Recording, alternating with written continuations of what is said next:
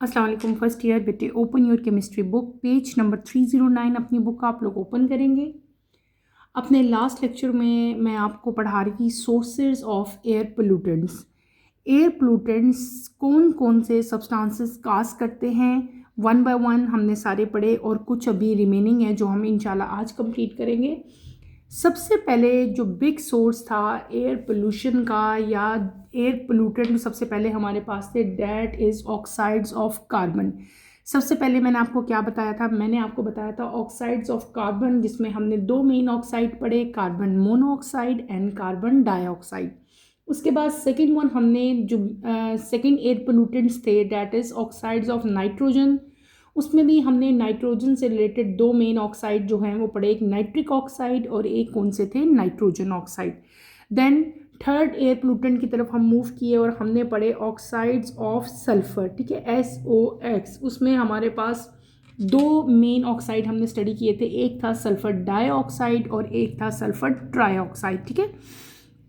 उसके बाद fourth pollutant की तरफ हम मूव किए, हमने क्या पढ़ा, fourth one is hydrocarbons. Hydrocarbons में हमारे पास डिफरेंट टाइप के जो है हाइड्रोकार्बन एमिशंस जो हैं वो आती हैं, ठीक है। और मिथेन उसमें जो मोस्ट कॉमन हाइड्रोकार्बन था वो हमने स्टडी किया as air pollutant. In the end मैंने आपको क्या पढ़ाया, मैंने आपको बताया बेटे, हमने पढ़ा CFC यानी कि क्लोरोफ्लोरोकार्बन को हमने स्टडी किया था। वहीं से हम लोग कंटिन्यू करेंगे जहाँ से हमने कल ख़त्म किया था। हमने इन द एंड कौन से एयर पोल्यूटेंट पढ़े थे बेटे, क्लोरोफ्लोरोकार्बन्स। आज नेक्स्ट एयर पोल्यूटेंट हम पढ़ेंगे, पोल्यूटेंट नंबर 7 हम स्टार्ट करेंगे, that is known as polycyclic aromatic hydrocarbons, जिनकी एब्रीवेशन है PAH। P for polycyclic, A for aromatic and H for hydrocarbons. Let's start with the reading, then इंशाल्लाह मैं साथ साथ इसको एक्सप्लेन करूँगी। पेज नंबर 309 है आपकी बुक का बेटे। Polycyclic aromatic hydrocarbons composed of fused multiple aromatic rings are common environmental pollutants. Naphthalene, anthracene and phenanthracene are example of PAH, polycyclic aromatic hydrocarbons. They are generated primarily during the incomplete combustion of fossil fuel, coal, oil, petrol and wood, vehicle emission, industrial process and even grill food. Some PAH in the environment originate from the natural sources such as an open burning, natural loss or seepage of petroleum and coal deposits. Naphthalene, anthracene and phenanthracene are example of PAH. They have potential toxicity and carcinogenic properties. Next बेटे जो air pollutants हमने अभी read किए हैं that is known as PAH। PAH abbreviation है किस चीज़ की, abbreviation P for polycyclic, A for aromatic and H for hydrocarbon, यानी कि polycyclic aromatic hydrocarbons. Polycyclic aromatic hydrocarbon जो हैं they composed of fused multiple aromatic rings. आपको याद हो जब हमने हाइड्रोकार्बन का चैप्टर पढ़ा था तो वहाँ पे हमने एरोमेटिक हाइड्रोकार्बन्स पढ़े थे। तो जब एरोमेटिक हाइड्रोकार्बन्स बेटे मल्टीपल एरोमेटिक रिंग्स कंबाइन होते हैं तो वो क्या बनाते हैं, they are known as polycyclic aromatic hydrocarbons हम उनको कहते हैं। यानी कि जब बहुत सारे मल्टीपल एरोमेटिक रिंग्स कंबाइन होंगे तो वो क्या बनाएंगे, वो बनाएंगे पॉली। पॉली का मतलब क्या होता है, मैनी। साइक्लिक में हमने क्या पढ़ा था, रिंग्स, ठीक है। तो जब बहुत सारे पॉलीसाइक्लिक आपके पास यानी कि मल्टीपल एरोमेटिक रिंग्स कंबाइन होते हैं तो वो क्या बनाते हैं, वो बनाते हैं पॉलीसाइक्लिक एरोमेटिक हाइड्रोकार्बन। और ये एक कॉमन इन्वायरमेंटल पोल्यूटेंट्स हैं जो एयर पोल्यूशन कॉज करते हैं। कॉमन एग्जाम्पल इनकी आपकी बुक में 3 एग्जाम्पल्स दी हुई हैं, एक है नेप्थलीन, एक है एंथ्रासीन और एक है फिनेंथ्रेसीन। नेप्थलीन और एंथ्रासीन का स्ट्रक्चर तो हमने हाइड्रोकार्बन वाले चैप्टर में बेटे ड्रॉ भी किया था, मैंने आपको तब एक्सप्लेन भी किया था। आपने यहाँ पे 3 एग्जाम्पल्स हैं जो PAH की, वो एग्जाम्पल्स आपने याद करनी है। इसके अलावा आगे इसका इम्पैक्ट क्या है, ठीक है। They have potential toxicity and carcinogenic properties, यानी कि इनके अंदर बेटे एक तो बहुत ज़्यादा टॉक्सिक होते हैं, ठीक है, बहुत ज़्यादा पॉइजनस होते हैं, और दूसरा इनके अंदर कार्सिनोजेनिक प्रॉपर्टीज़ होती हैं, यानी कि ये अब ये जो वर्ड मैं बोल रही हूँ कि इनके अंदर जो है बहुत सारी कार्सिनोजेनिक जो है वो प्रॉपर्टीज़ होती हैं, इसका मतलब क्या हुआ कि ये काज करते हैं rashes, etching and burning of eyes. ठीक है, ह्यूमन बींग्स में ये जो पोल्यूटेंट हैं ये क्या काज करेंगे, बॉडी के ऊपर रैशेस पड़ जाते हैं इनकी वजह से। इसके अलावा एचिंग होती है, बहुत ज़्यादा जलन और ख़ारिश होती है, बॉडी पे छोटे छोटे से ज़ख्म बन जाते हैं, और आइज़ की बर्निंग भी जो है वो इन पोल्यूटेंट की वजह से बेटे कॉज होती है। अब अगली बात करेंगे कि इनके सोर्सेज क्या हैं, ये पोल्यूटेंट कहाँ से आ रहे हैं। ठीक है, that is known as sources. अगर सोर्सेज की बात की जाए तो बेटे जो PAH यानी कि पॉलीसाइक्लिक एरोमेटिक हाइड्रोकार्बन्स हैं ये प्राइमरीली हमारे पास आते हैं जब फॉसल फ्यूल्स की इनकम्प्लीट कंबशन हो। क्या, एक तो होता है ना कंबशन किसी भी चीज़ की होगी, कोई चीज़ बर्न होगी, लेकिन इस केस में ये क्या होता है कि जो फॉसल फ्यूल्स हैं उनकी इनकम्प्लीट कंबशन होगी। फॉसल फ्यूल्स में हमारे पास क्या आता है, जब भी मैं फॉसल फ्यूल का जिक्र करूँ ना तो खुद ही समझ आया करो, फॉसल फ्यूल में हमारे पास क्या आ जाएगा बेटे, कोल आ जाएगा, ऑयल आ जाएगा, पेट्रोल आ जाएगा और वुड आ जाएगी। ठीक है, they are known as fossil fuel. और जब फॉसल फ्यूल की इनकम्प्लीट कंबशन होती है, व्हीकल की इमिशन यानी कि गाड़ियों में से जो कार्बन मोनो डिफरेंट टाइप की गैसेस रिलीज हो रही हैं, स्मोक रिलीज हो रहा है, ठीक है, उनको कंबाइनली हम लोग व्हीकल इमिशंस कहते हैं। इसके अलावा इंडस्ट्रियल प्रोसेस हैं, इंडस्ट्री से बहुत ज़्यादा जो हैं वो वेस्ट प्रोडक्ट पोल्यूटेंट जो हैं वो निकलते हैं, उनकी इमिशन होती है बहुत सारे PAH की। इसके अलावा बेटे इवन ग्रिल्ड फूड, जो फूड हम ग्रिल करते हैं उससे भी जो है हमारे पास PAH यानी कि पॉलीसाइक्लिक एरोमेटिक हाइड्रोकार्बन जो हैं वो निकलते हैं, रिलीज होते हैं, और ये इन्वायरमेंट में बेसिकली ओरिजिनेट होते हैं। कभी कभार ये तो सारे एक आर्टिफिशियल पर्पस थे ना, आर्टिफिशियली यानी कि हमने जब फॉसल फ्यूल को बर्न किया, जब आपने गाड़ियाँ चलाई उसमें से उसकी इमिशन हुई, और फिर मैंने आपको बताया कि जब ग्रिल फूड जो है यूज़ की जाए, उसको ग्रिल किया जाए, तब ये सारे आर्टिफिशियल मीन थे। लेकिन नेचुरली भी कुछ नेचर सोर्स भी हैं जो काज करते हैं PAH को। वो कौन कौन से हैं, बर्निंग एंड नेचुरल लॉस या seepage of petrol.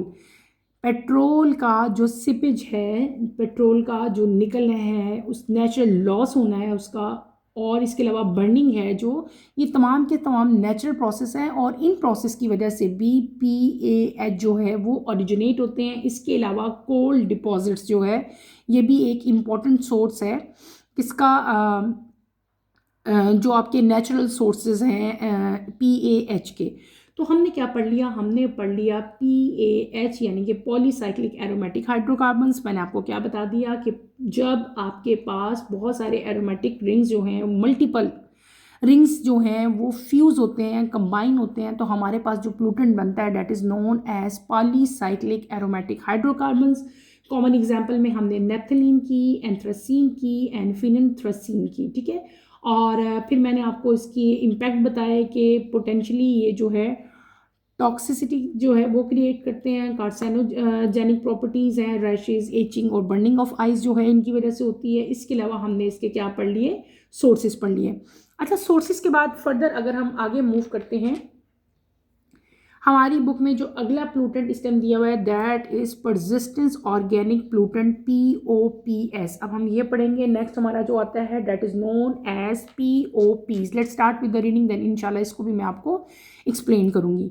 These are organic compound, they persistence organic pollutant के बारे में बेटे मैं रीड कर रही हूँ, POPs। ठीक है, these are organic compounds that are resistant to degradation through chemical, biological, and photolytic process. They are toxic and adversely affect human health and the environment.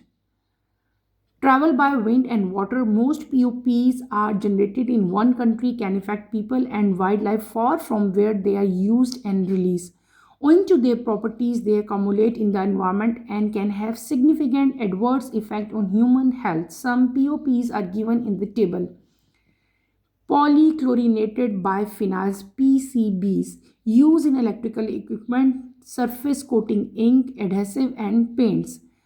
Dichlorobiphenyl trichloroethane (DDT) used as an insecticide in agriculture. Next pollutant जो मैंने अभी read out किया है that is known as persistent organic pollutant. इसकी जो abbreviation है वो क्या है, POPs। पी का मतलब क्या हुआ, परसिस्टेंस। ऑर्गेनिक का मतलब ऑर्गेनिक फॉर ओ, एंड अगला जो पी है डेट इज पोल्यूटेंट। तो ये क्या है, हमारे पास आते हैं परसिस्टेंस ऑर्गेनिक पोल्यूटेंट। ये ऑर्गेनिक कंपाउंड हैं जो रेजिस्टेंस होते हैं डिग्रेडेशन, केमिकल, बायोलॉजिकल और फोटोलिटिक प्रोसेस की वजह से जो डिग्रेडेशन होती है उसके इम्पैक्ट में जो ऑर्गेनिक कंपाउंड हमारे पास बनते हैं उनको हम लोग क्या कहते हैं, POPs यानी कि परसिस्टेंस ऑर्गेनिक कंपाउंड कहते हैं। ठीक है, और इनके आगे आप पढ़ोगे harmful effect. They have lot of harmful effect. इनकी वजह से बहुत ज़्यादा हार्मफुल इफेक्ट होते हैं। ये टॉक्सिक हैं, जहरीले हैं, पॉइजनस हैं, और इनका ह्यूमन हेल्थ के ऊपर और इन्वायरमेंट के ऊपर बेटे एक एडवर्स इफेक्ट होता है। और ये तमाम के तमाम जो पोल्यूटेंट्स हैं, जो POPs हम पढ़े हैं, ये ट्रैवल होते हैं हवा के ज़रिए, विंड के ज़रिए और वाटर के ज़रिए। एक जगह से दूसरी जगह ये पोल्यूटेंट जो है ये मूव कर जाते हैं। मोस्ट जनरली अगर हम देखा जाए ना तो मोस्ट यानी कि ज़्यादातर जो POPs है, जो परसिस्टेंस ऑर्गेनिक पोल्यूटेंट्स हैं बेटे, ये एक कंट्री में अगर जनरेट होंगे तो नियर बाय एरियाज़ यानी कि जो साथ साथ की सिटीज़ हैं या नज़दीकी जो कंट्रीज़ हैं उनको भी जो है, उनके पीपल्स को, उनकी वाइल्ड लाइफ को भी जो है ये इफ़ेक्ट करते हैं। क्योंकि मैंने आपको पहले बता दिया कि ये पोल्यूटेंट जो हैं ये एयर के ज़रिए और वाटर के ज़रिए जो है वो ट्रैवल करेंगे। ठीक है, अब एयर तो हर जगह चली जाती है ना। अब ये तो नहीं है कि एक कंट्री ख़त्म हो रही है तो ये हवा यहीं पे रुक जाएगी, अगली कंट्री में नहीं जाएगी, ऐसा तो नहीं होगा। क्योंकि ये पोल्यूटेंट एयर की वजह से ट्रैवल कर रहे हैं, इसका मतलब है कि ये नियर बाय एरियाज़, जिस जगह पे ये कॉज हो रहे हैं, जिस जगह पे ये बन रहे हैं, वहाँ से ट्रैवल करके एयर के ज़रिए near by areas, near countries, near cities में भी जो है ये जाते हैं। और ये उन वहाँ की जो पॉपुलेशन है, वहाँ के जो ह्यूमन बींग्स हैं, वहाँ की जो वाइल्ड लाइफ है उसको भी इफ़ेक्ट करते हैं। ठीक है, बाज़-औक़ात ऐसे होता है ना कि जैसे हम कह रहे हैं कि यार ये फैक्ट्री जो है ये एक काज़ है पोल्यूटेंट की। ठीक है, तो वो उसके नियर बाय एरियाज़ ही जो है वो इफ़ेक्टेड होते हैं। लेकिन इस केस में, POPs के केस में, सिर्फ वो लोग इफ़ेक्ट नहीं करेंगे जहाँ पे ये पोल्यूटेंट हमारे पास आ रहे हैं जहाँ से, लेकिन नियर बाय एरियाज़ भी जो है वो इन पोल्यूटेंट से इफ़ेक्ट होते हैं। क्योंकि ये पोल्यूटेंट जो हैं विंड के ज़रिए और वाटर के ज़रिए जो है ट्रैवल करते हैं और उन जगहों पे भी पहुंच जाते हैं। दूसरी इनकी मेन हार्मफुल इफेक्ट क्या है कि क्योंकि ये परसिस्टेंस हैं तो इसका मतलब है कि ये जो है इन्वायरमेंट के अंदर बेटे जमा हो जाते हैं। दे अकामुलेट इन द इन्वायरमेंट के अंदर ये जमा हो जाएंगे और ह्यूमन की हेल्थ के ऊपर इनका एक सिग्निफिकेंट जो है वो इफेक्ट आता है, एडवर्स इफेक्ट आता है। ठीक है, कॉमन एग्जांपल इनकी हमारे पास 2 POs आपकी बुक में दिए हुए हैं। एक है पॉलीक्लोरिनेटेड बाइफिनाइल्स। ये नाम आपने एज इट इज़ याद करना है। नाम याद करने ज़रा बड़े हैं तो इनको याद करने का आसान तरीका ये होता है कि आप इनकी एब्रीवेशन याद करो, PCBs ऐसे याद कर लो। फिर जब आप PCB याद करोगे बेटे, ये मैं आपको एक तरीका बता रही हूँ कि कैसे इतने बड़े बड़े नेम्स याद करते हैं। आपने इनकी एब्रीवेशन याद करनी है PCB। अब PCB याद करना ईजी है। जब आप PCB लिखोगे तो फिर आप खुद ही नीचे लिख सकते हो। P का मतलब क्या हुआ, पॉलीक्लोरिनेटेड। C का मतलब क्या हुआ, क्लोरिनेटेड। B का मतलब क्या हो गया, बाइफिनाइल। अब जब PCB याद करोगे तो फिर आगे फ़ौरन आप इसका नाम लिख लेते हो। पहली एग्जांपल हमारे पास इसकी क्या है, पॉलीक्लोरिनेटेड बाइफिनाइल। और इसका यूज़ क्या है बेटे, इसको हम इलेक्ट्रिकल इक्विपमेंट में यूज़ करते हैं। इसके अलावा सरफेस कोटिंग इंक में यूज़ हो रहा है, एडहेसिव में यूज़ हो रहा है और पेंट्स में जो है ये यूज़ होता है। ये जो इसकी एग्जांपल हमने पढ़ी और ये फिर आगे जो है वो पोल्यूटेंट कॉज करेगी। और दूसरी एग्जांपल जो POPs की है वो कौन सी है, that is DDT। D mean dichlorobiphenyl, इसको हम DDT कहते हैं। ठीक है, और T का मतलब है ट्राइक्लोरोइथेन। क्या मतलब है, ट्राइक्लोरोइथेन। तो इसका पूरा नाम क्या हो गया, डाइक्लोरोबाइफिनाइल ट्राइक्लोरोइथेन। और इसका मेन यूज़ क्या है कि ये एग्रीकल्चर फील्ड में एज ए इंसेक्टिसाइड जो है इसको यूज़ किया जाता है, लेकिन इसके भी बहुत सारे आगे फिर हार्मफुल इफेक्ट्स होते हैं। क्लियर हो गया, ये हमने क्या पढ़ लिया, ये हमने अगला जो है पोल्यूटेंट वो पढ़ा, that is known as POPs। अब हम अपने अगले पोल्यूटेंट की तरफ मूव करते हैं। 4.9 that is volatile organic compound, जिसको हम लोग क्या कहते हैं, VOCs। Let's start with the reading, then इंशाल्लाह मैं साथ साथ आपको इसको एक्सप्लेन करूँगी। A large group of organic compound that easily evaporates at room temperature. VOCs are emitted as gas from certain solid or liquids. Liquid fuel are major source of VOCs that impact outdoor air quality. Vehicle exhaust and burning liquid fossil fuel, wood and garbage all release VOCs into the atmosphere. Exposure to VOCs can cause a variety of health effects including eye, nose and throat irritation, headache, nausea are short-term exposure, and damage to the liver, kidney and central nervous system are long-term exposure. They are significant air pollutant, contribute to indoor and outdoor air pollution. Some common VOCs are benzene, xylene, toluene, ethanol, formaldehyde and acetone ECT. Next जो pollutant that जो air pollution cause करते हैं वो pollutant कौन से हैं? They are volatile organic compound, जिनको हम VOC भी कहते हैं. V for volatile, O for organic and C for compound. VOC जो हैं बेटे ये लार्ज ग्रुप है ऑर्गेनिक कंपाउंड का. ये वो ऑर्गेनिक कंपाउंड हैं जो रूम टेम्परेचर पे इजीली एवोपरेट हो जाते हैं. यानी कि आपने यहाँ पे अपना वो मटेरियल रखा, VOC कंपाउंड रखो सपोज, और ये रूम टेम्परेचर है, थोड़ी देर बाद आप देखोगे कि वो सारे के सारे वहाँ से गायब हो चुके होंगे, यानी कि वो एवोपरेट हो चुके होंगे. ठीक है. दूसरी मेन चीज़ यहाँ पे आपने क्या याद रखनी है कि ये इमिटेड मतलब ये कैसे निकलते हैं. आपको मैंने भी बताया कि क्योंकि ये एवोपरेट हो जाते हैं, इसका मतलब है कोई भी गैस है ये इसकी इमिशन कैसे होगी? In the form of gas ही होगी ना. गैस के पार्टिकल्स ही बेटे एवोपरेट करते हैं ना. कोई भी सॉलिड है या लिक्विड है तो वो गैस की फॉर्म में एवोपरेट हो जाएगा. ठीक है. और जो लिक्विड है वो मेजर सोर्स हैं लिक्विड फ्यूल्स. मैंने आपको बताया ना कि यानी कि सॉलिड और लिक्विड, सर्टन सॉलिड और लिक्विड हैं और उनकी एमिशन होती है as a gas. Liquid fuel जो हैं वो मेजर सोर्स हैं किसका? VOC का. और ये इम्पैक्ट करते हैं आउटडोर एयर क्वालिटी. जो आउटडोर एयर क्वालिटी है वहाँ पे अगर इनकी एमिशन हो तो वो बहुत ज़्यादा इससे इफेक्ट होती है और वो एयर जो है वो क्या हो जाएगी? पोल्यूटेंट हो जाएगी. ठीक है. पोल्यूटेड एयर हो जाएगी. इसके अलावा व्हीकल एग्जॉस्ट यानी कि गाड़ियों में से जो स्मोक निकल रहा है, डिफरेंट टाइप की गैसेस निकल रही हैं. ठीक है. वो भी इसका मेन सोर्स है. अगर लिक्विड फॉसिल फ्यूल को बर्न किया जाए, वुड को बर्न किया जाए, कूड़े को आग लगाई जाए, गार्बेज को, तो जब ये तमाम की फॉसिल फ्यूल, वुड और गार्बेज, जब ये इन सब से भी जो है वो एमिशन होती है किसकी बेटे? VOCs की. और ये सारे के सारे फिर कहाँ रिलीज़ हो रहे हैं? हमारी एटमॉस्फेयर में. और एटमॉस्फेयर के अंदर ये क्या कॉज कर रहे हैं? एयर पोल्यूशन कॉज कर रहे हैं. उसके बाद आता है इसकी कॉमन एग्जांपल्स. ठीक है. सिग्निफिकेंट एयर पोल्यूटेंट जो है ये कंट्रीब्यूट करते हैं इंडोर और आउटडोर एयर की जो क्वालिटी है उसको जो है ये काफ़ी ज़्यादा मुतासर करते हैं. इंडोर भी और आउटडोर एयर भी जो है उसकी क्वालिटी को ये काफ़ी ज़्यादा डैमेज करते हैं. और ये क्या कॉज करेंगे? They cause air pollution. Common example VOCs की कौन सी हैं बेटे? बेंजीन है, जाइलिन है, टॉल्यूइन है, ये आपकी बुक में लिखी हुई हैं सारी, ये देखें. इथेनॉल है, फॉर्मल्डिहाइड है और एसीटोन. ये कुछ कॉमन एग्जांपल्स हैं किसकी? VOCs की. उसके बाद आता है इसके हार्मफुल इफेक्ट. इसके हार्मफुल इफेक्ट क्या हैं VOCs के?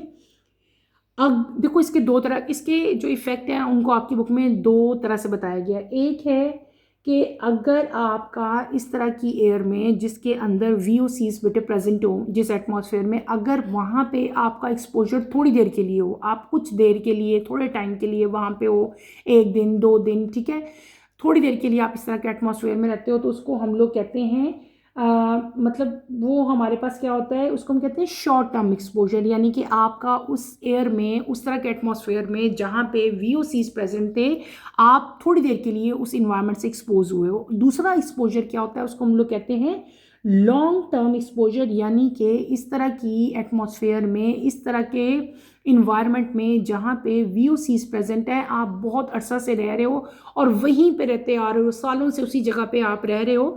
तो इस तरह से हमने इनका जो बेटे हार्मफुल इफ़ेक्ट है, इसके हार्मफुल इफ़ेक्ट को दो मेन कैटेगरीज में हमने डिवाइड कर दिया. एक है शॉर्ट टर्म इफ़ेक्ट और एक है लॉन्ग टर्म इफ़ेक्ट.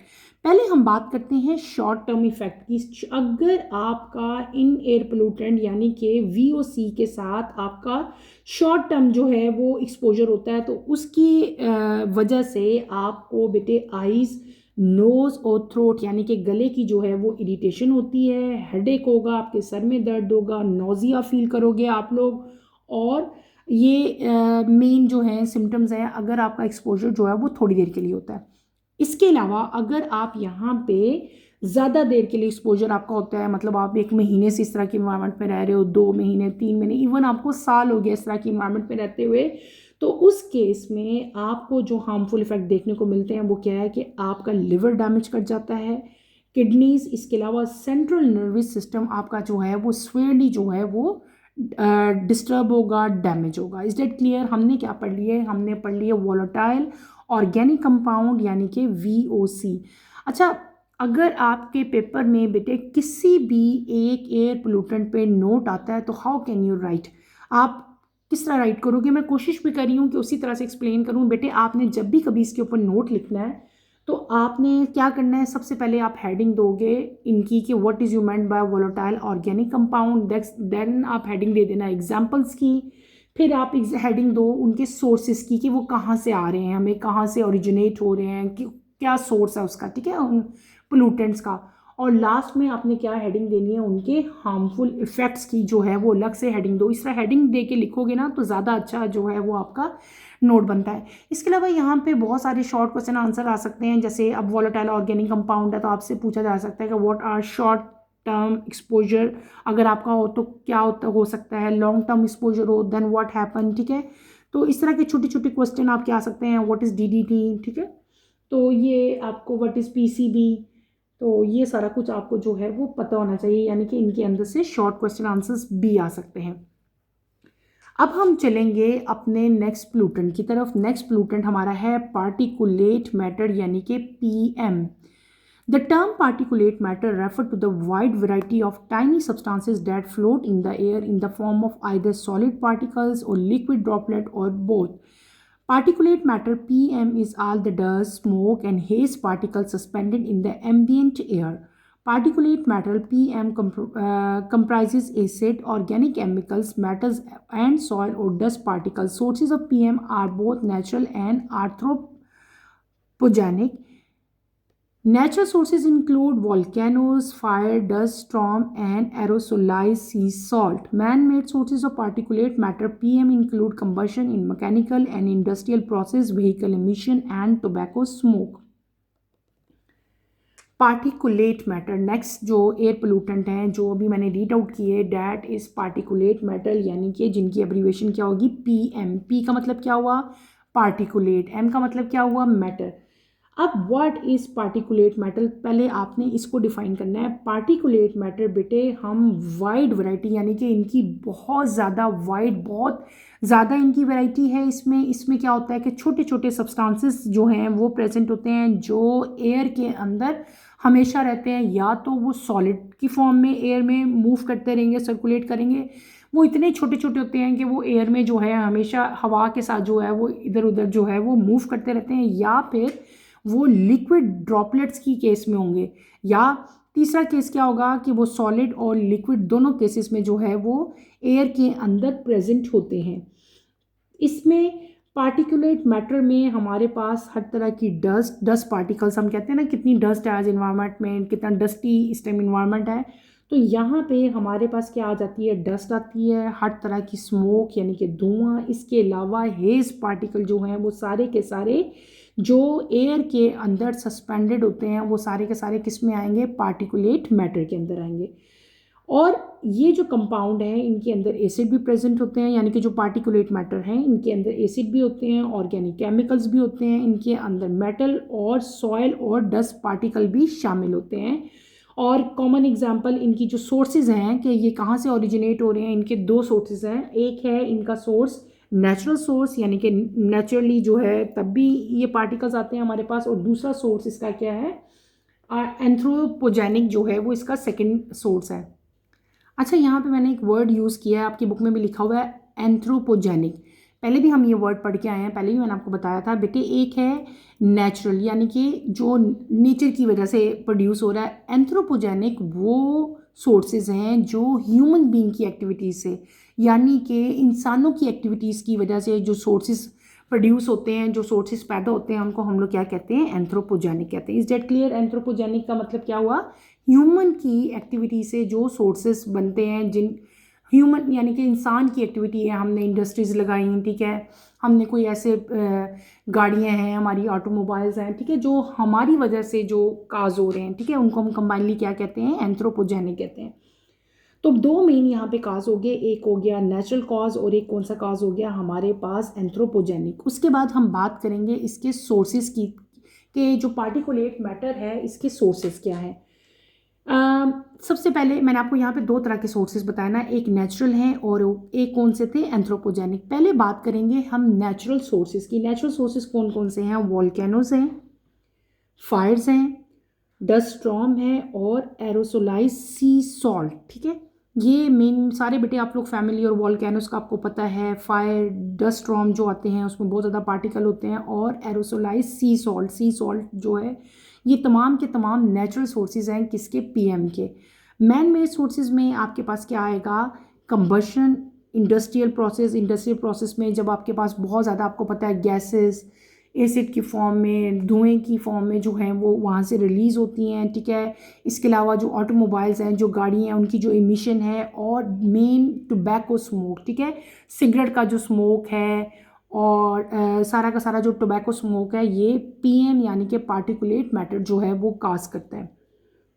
क्लियर हो गया? ये हमने क्या पढ़ लिया बेटे, ये हमने पढ़ लिए पार्टिकुलेट मैटर यानी कि पीएम। लास्ट हमारे पास आते हैं वो पोल्यूटेंट जो एयर पोल्यूशन काज करते हैं, that is known as heavy metal. इसमें कौन कौन से आ जाएंगे, लेड आ जाएगी, मरकरी आ जाएगी और कैडमियम आ जाएगा। इसकी भी रीडिंग करते हैं, देन मैं इसको भी एक्सप्लेन करूंगी। Heavy metal like lead, mercury and cadmium can indeed be significant air pollutant. They are release into the atmosphere from various industrial process, transportation and other human activities, metallurgy, battery waste and incineration of are their major sources। अच्छा, clear हो गया? ये हमारा last यहाँ पे topic है। अच्छा, जो लास्ट यहाँ पे एयर पोल्यूटेंट लिखे हुए हैं, that is heavy metals. Heavy metals कौन से होते हैं आपको पता है बेटे, हमने जब पीरियोडिक टेबल पढ़ा था तो वहाँ पे हमने हैवी मेटल्स का अच्छा खासा जिक्र किया था। हैवी मेटल्स की कॉमन एग्जांपल क्या है, लेड है, मरकरी है और कैडमियम है। हैवी मेटल जो है वो सिग्निफिकेंट एयर पोल्यूशन कॉज करते हैं और ये एटमॉस्फेयर में रिलीज होते हैं। उनके सोर्सेज क्या क्या हैं, मेन कौन से सोर्सेज हैं जिनकी वजह से ये पोल्यूटेंट कॉज हो रहे हैं बेटे। मेन सोर्सेज हमारे पास यहाँ पे आएंगे, इंडस्ट्रियल प्रोसेस आएंगे, ट्रांसपोर्टेशन आएगी यानी कि व्हीकल्स जो हम यूज़ कर रहे हैं, और ह्यूमन एक्टिविटीज़ में पहले आपको मैंने बता दिया, इंडस्ट्रीज़ आ जाती हैं, ठीक है, व्हीकल इमिशन आ जाती है, ये तमाम के तमाम ह्यूमन एक्टिविटीज़ हैं। इसके अलावा आपके पास जो है मेटलर्जी, बैटरी का जो वेस्ट है हमारा, और इंसिनरेशन, ये तमाम के तमाम जो हैं ये मेजर सोर्स हैं किसके, हैवी मेटल्स के। क्लियर है बेटे? हमने क्या पढ़ लिया, हमने पढ़ लिए हैवी मेटल्स। हैवी मेटल्स में मैंने आपको 3 एग्जांपल्स बताई, और इसके बाद हमने क्या पढ़ लिया, उसके सोर्सेज पढ़ लिए। सोर्सेज में हमने क्या बता लिया कि ये एटमॉस्फेयर में रिलीज होते हैं from various industrial process, transportation और अदर ह्यूमन एक्टिविटीज़ की वजह से। इसके अलावा यहाँ पे 3 और मेजर सोर्सेज भी लिखे हुए हैं, एक है मेटलर्जी, एक है बैटरी वेस्ट और एक है इंसिनरेशन, ठीक है। इंसिनरेशन ये मेजर सोर्सेज हैं जो हैवी मेटल्स जो है वो कॉज करते हैं। अच्छा, यहाँ पे ये तीनों वर्ड्स लिखे हैं, शायद आप लोग इससे फैमिलियर हो, अगर नहीं हो तो बेटे मैं अलग अलग वर्ड्स आपको अच्छी तरह से एक्सप्लेन कर देती हूँ।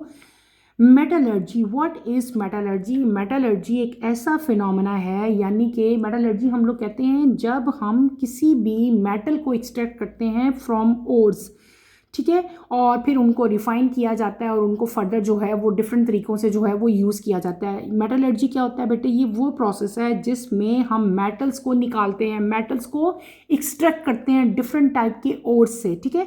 उस पूरे प्रोसेस को हम लोग क्या कहते हैं, मेटलर्जी कहते हैं। फिर आपका आता है बैटरी वेस्ट। बैटरी वेस्ट तो पता ही है ना, डिफरेंट बेटे इतनी ज़्यादा घरों में, ठीक है, सोलर पैनल्स के साथ आपकी बैटरीज लगी हैं, तो बैटरीज का जो वेस्ट है वो भी बहुत ज़्यादा ख़तरनाक होता है, और उसकी वेस्टेज से भी जो है वो बहुत ज़्यादा हैवी मेटल जो है वो इन्वायरमेंट में जो है वो आ जाते हैं।